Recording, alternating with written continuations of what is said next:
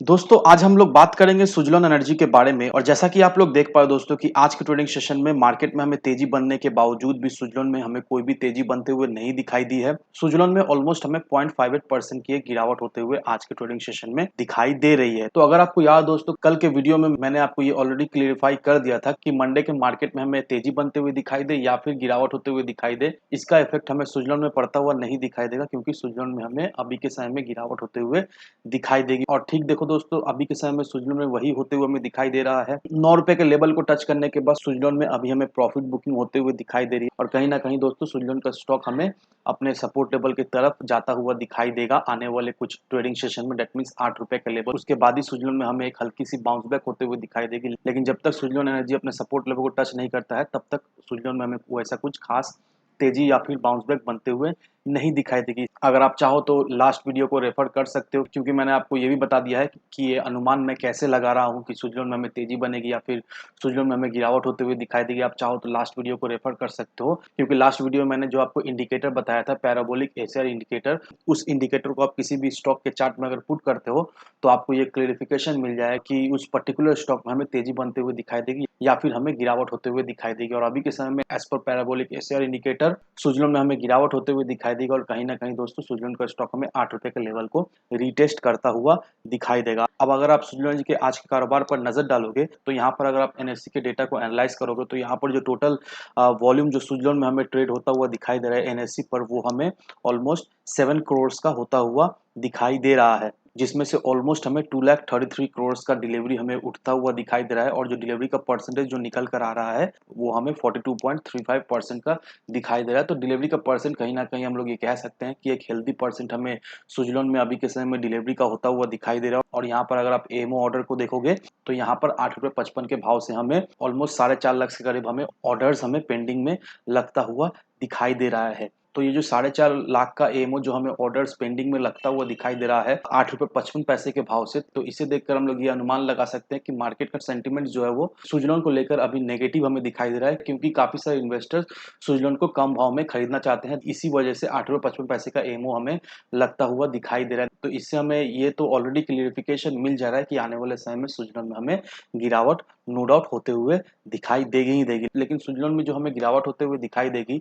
इसका मतलब ये नहीं है कि सुज़लोन इसी तरह से डगमगाता रहेगा। आने वाले समय में कोई भी सुज़लोन में हमें तेजी बनते हुए नहीं दिखाई देगी। जिन लोगों ने भी इन्वेस्ट करके रखा है उन्हें सुज़लोन से कोई भी रिटर्न नहीं मिलेगा, ऐसा बिल्कुल ही नहीं दोस्तों, क्योंकि दिन प्रतिदिन सुज़लोन का ऑर्डर बुक जो है वो हमें मजबूत होता हुआ दिखाई दे रहा है। एग्जिस्टिंग प्लेयर से हमें रिपीट ऑर्डर सुज़लोन को मिलता हुआ दिखाई दे रहा है एज वेल एज नए नए प्लेयर से भी सुज़लोन को हमें ऑर्डर्स मिलता हुआ दिखाई दे रहा है। अब अगर आप इस आर्टिकल को भी रेफरेंस के तौर पर लोगे तो यहाँ पर देखो दोस्तों कुछ समय पहले ही सुज़लोन को 69.3 मेगावाट का विंड प्रोजेक्ट का एक नया ऑर्डर मिला है जुपिटर ग्रीन एनर्जी से। अब हमें ये देखने को मिल रहा है कि इसी तरह से छोटे बड़े ऑर्डर्स हमें सुज़लोन के खाते में आता हुआ दिखाई दे रहा है। कुछ समय पहले ही सेनकॉर्प से एक नया ऑर्डर हमें सुज़लोन को मिलता हुआ दिखाई दिया था और अभी फिर से 69.3 मेगावाट का एक नया ऑर्डर सुज़लोन को हमें मिलता हुआ दिखाई दे रहा है। तो ये सारा चीजें देखकर एक चीज तो क्लियर है कि नो डाउट सुज़लोन का ऑर्डर बैक जो है वो हमें मजबूत होता हुआ दिखाई दे रहा है आने वाले समय में। इसी तरह से सुज़लोन को हमें repeat order as well as नए ऑर्डर्स मिलते हुए दिखाई देंगे। अब यहाँ पर एक और इम्पोर्टेंट अपडेट सामने निकल कर आई है। यहाँ पर देखो दोस्तों एनटीपीसी ग्रीन एनर्जी के सीईओ ने ये कहा है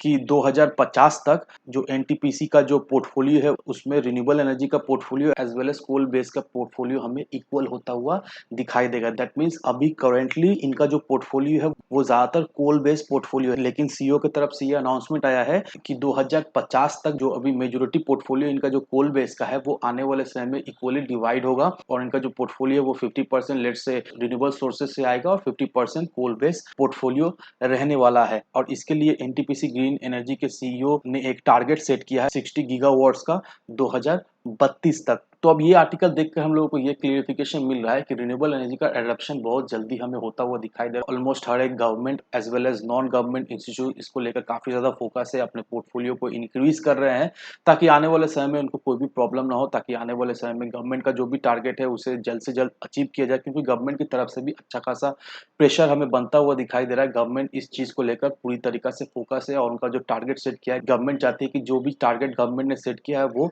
अचीव वो ऑन टाइम, और इसके लिए हमें ये देखने को मिल रहा है कि हर एक सेक्टर में रिन्यूएबल एनर्जी का एडेप्टेशन हमें ज़्यादा से ज़्यादा होता हुआ दिखाई दे रहा है। और नॉर्मली दोस्तों एनटीपीसी जो भी प्रोजेक्ट्स लाती है, बेसिकली एनटीपीसी उस प्रोजेक्ट को थर्ड पार्टी को आउटसोर्स करती है, और हम लोगों को ये देखने को मिलता है कि जो भी थर्ड पार्टी को एनटीपीसी या फिर कोई भी ऑर्गेनाइजेशन आउटसोर्स करती है, मेजोरिटी ऑफ द ऑर्डर्स जो है वो हमें सुजलॉन को मिलता हुआ दिखाई देता है। ये तो फैक्ट है, हम सभी लोगों को बहुत ही अच्छी तरीके से पता है किस तरह से थर्ड पार्टी से ऑर्डर्स हमें सुजलॉन को मिलता है। दैट मीन सेनकॉर्प को ले लो या फिर कई सारे एग्जांपल के तौर पे आप ले सकते हो। रिसेंटली जो सेनकॉर्प ने सुजलॉन को ऑर्डर दिया है, देखा है तो सेनकॉर्प का वो ऑर्डर नहीं था। सेनकॉर्प को एक गवर्नमेंट इंस्टीट्यूट से वो ऑर्डर मिला था, और सेनकॉर्प ने क्या किया, उस ऑर्डर को सुजलॉन को दे दिया कंप्लीट करने के लिए। तो इसी तरह से डायरेक्टली इनडायरेक्टली सुजलॉन को हर एक इंस्टीट्यूट से हमें ऑर्डर्स अभी के समय में मिलता हुआ दिखाई दे रहा है, और इसका झलक सुजलॉन के हमें बैलेंस शीट में भी पड़ता हुआ दिखाई दे रहा है। क्योंकि अगर सुजलॉन के सेल्स को अगर आप देखोगे दोस्तों, क्वार्टर दर क्वार्टर सुजलॉन का सेल्स में हमें एक अच्छी खासी ग्रोथ होते हुए दिखाई दे रही है,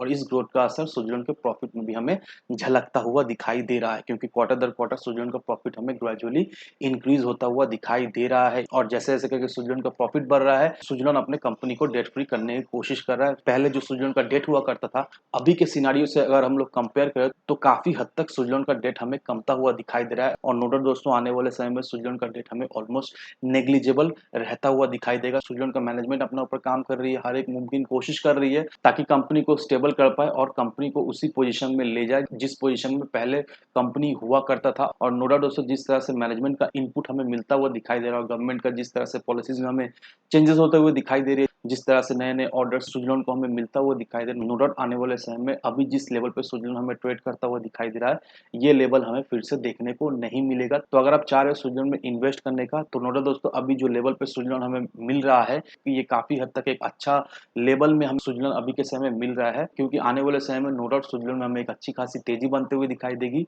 और जिन लोगों ने भी सुजलॉन में इन्वेस्ट कर रखा है, उन्हें सुजलॉन से एक मल्टीबैगर रिटर्न तो मिलेगा ही मिलेगा। तो इन सारे फैक्टर को कंसीडर करो, उसके बाद ही अपना एक इन्वेस्टमेंट डिसीजन लो। लेकिन दोस्तों, मेरी आपसे एक ही विनती रहेगी कि विदाउट एनी डिटेल रिसर्च के बिना कहीं पर भी इन्वेस्टमेंट ना करें। वीडियो अगर आपको पसंद आए तो लाइक सब्सक्राइब जरूर करना। तो चलिए फ्रेंड्स, मिलते हैं हम अगले वीडियो में।